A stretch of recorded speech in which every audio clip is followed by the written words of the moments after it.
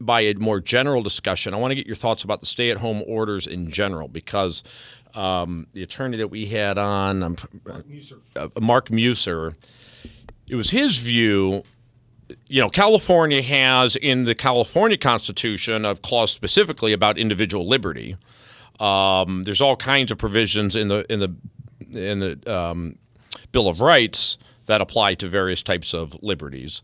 But he was just really challenging a stay-at-home order altogether, that requiring everyone to stay at home and restricting their liberty. There is a constitutional right to liberty, and he was citing cases during other pandemics where the question was somebody was quarantined to their home, and because they supposedly had the virus, and the person said, hey, I don't have the virus, you can't quarantine me, you've got no probable cause or reasonable cause to believe that I've got the virus, and it was an individual challenging their individual quarantine.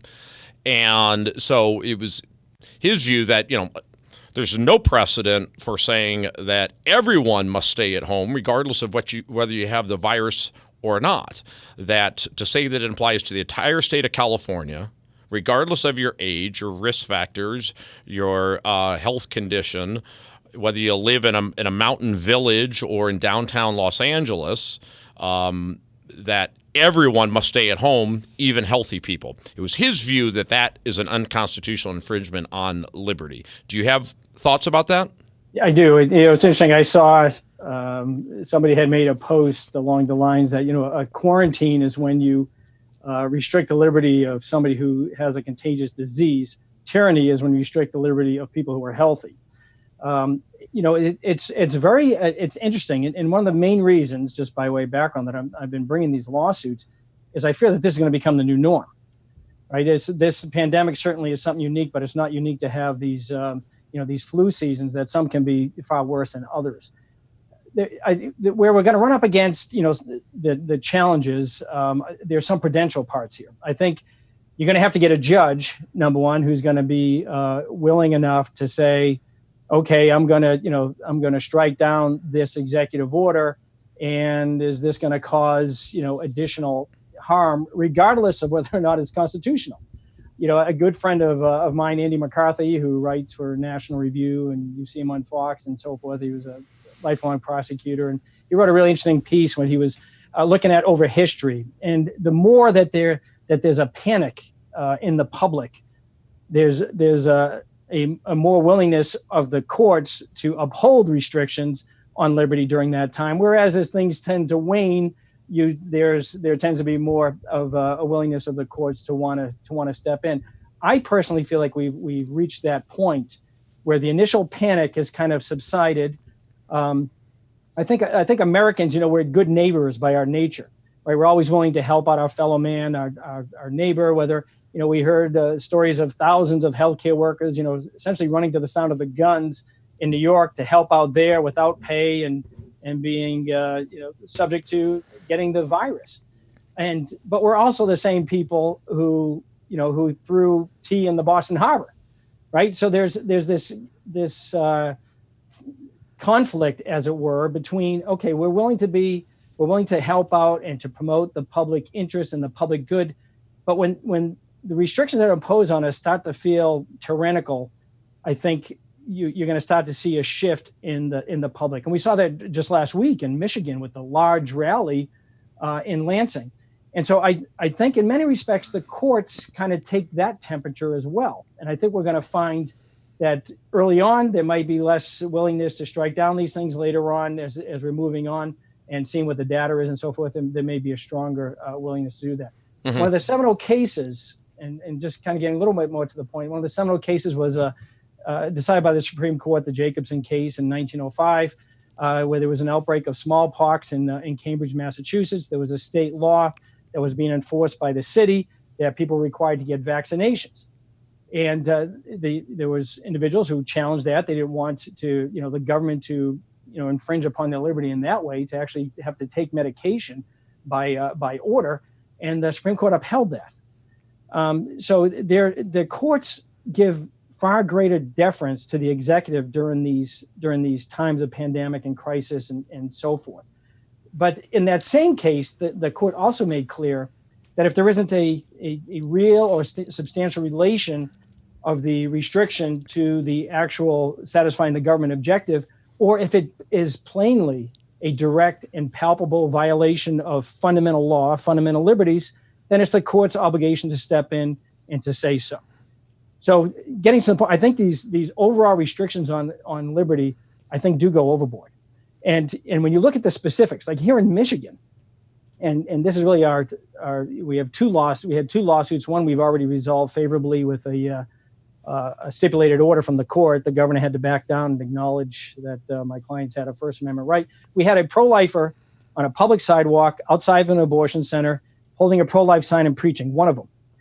15 City of Detroit police officers and 8 cruisers showed up for this one pro-lifer on the public sidewalk. Meanwhile, the executive order, and he was cited, he was given a criminal citation. And that's the thing to remember.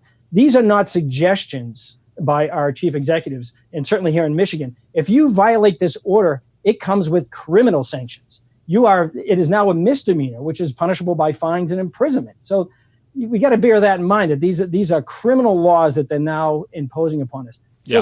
He received a citation for a misdemeanor violation, yet under the executive order, the governor expressly allows people to jog on sidewalks, ride bicycles on sidewalks, walk their dog on a sidewalk. If you're going to allow those types of exceptions, but then you're going to violate what is a fundamental liberty interest, that's a problem. And the court should step in and say so. So it's a difficult question whether broadly these stay-at-home orders are unconstitutional.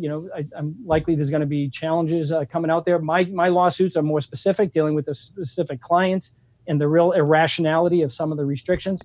But there is case law that grants far greater deference to the executive under these particular times. And again, a lot of it is, people always say justice is blind. It's not. We all know, right? If you watch any Supreme Court justice confirmation hearing, is that about, the law and being blind to justice, or is it about politics? So there's very much in there. And the courts are not immune from what the public consensus is out there. And so I think as more things shift and we start to see that maybe this virus isn't as bad as we thought, maybe there's a lot more people who've had it and have got over it, I think you're going to start seeing people who are going to say, this quarantine is starting to feel like tyranny, and they're willing to stand up and fight it and speak out against it. And I think likewise, the courts are going to be more willing to step in and say, yeah, this goes too far. Let's talk about that Jacobsen case, since that seems to be the key precedent for what's going on today. First of all, it's a case that's over 100 years old. I don't know what the makeup of the court was at that time, and we'll get into that just in a minute. But it is a situation where it was a vaccine required for all to reduce the likelihood of the spread of a disease, right? So, and the court upheld that.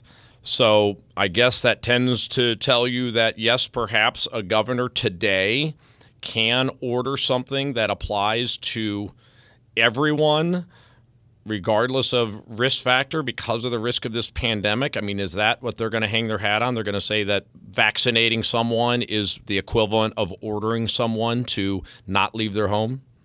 Well, I think in the case of Jacobsen, right, because the court made the point that it has to be, have a direct and substantial relation to the problem. And certainly there it was a vaccine that was directed exactly to the smallpox itself.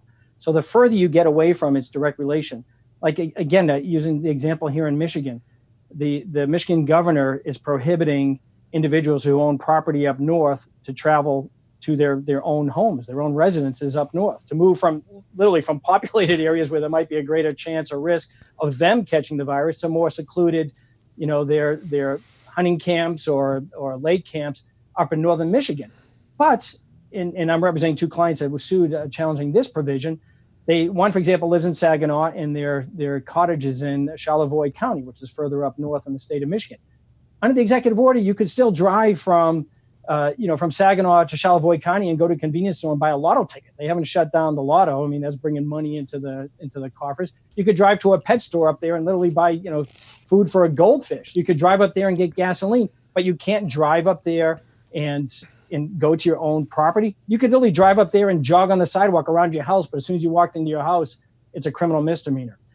So that's where with these rules have to be directed to the actual harm and not provide all these exemptions, because these exemptions undermine the very rationale to begin with and their objective. And when you're doing so in a way that restricts liberty, for example, under the executive order in Michigan, she specifically and purposely did not adopt the critical infrastructure guidance, the latest one by the federal government of March 28th, and made it very plain and explicit, and kept the March 19th guidance. March 28th guidance made it clear that gun shops, gun ranges, and the likes are critical infrastructure. They're part of your Second Amendment right to defend yourself. She specifically included them as essential businesses in the state of Michigan. So again, I could drive out tomorrow to a pet store and get food for a goldfish, but I can't drive to a firearms store and buy ammunition or firearms. That's my Second Amendment right. So when you look at Jacobsen, these things I think are going to be very fact specific. You look at Jacobsen, you can say, all right, there was a direct and substantial relationship to getting a vaccine, to the virus that was in fact causing the death and the pandemic at that time. Whereas you look at these restrictions here in Michigan, for example, you got to say, okay, why is the lotto still open? Why is the marijuana business is still open? I mean, she's got the marijuana business still open. You can go buy marijuana, you can go buy liquor, but you can't buy a firearm. I could drive to Charlevoix and do all sorts of things, but I can't go to my own home. Yeah. So and quite frankly, if you had a home and you lived in Chicago and you had a summer cottage up in northern Michigan, you could drive from Chicago and go to northern Michigan. But if I live in the state, I can't go to my property. It's irrational, some of these things that they're doing.